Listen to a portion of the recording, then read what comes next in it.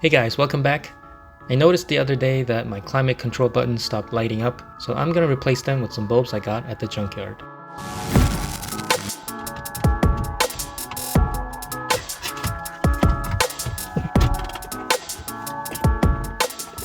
This part right here is not lighting up, so if you look on the back of the unit, there are 3 bulbs for the display and 5 for the buttons. Each 5 sections correspond to these 5 sections here.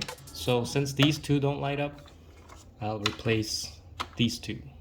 And if you look closely, there's a little slit where you can put a flathead screwdriver and twist it counterclockwise, like so. And then the reverse to put it back on. Okay, so now let's go see if they work. Alright guys, so that was a very quick tutorial. I hope this helps.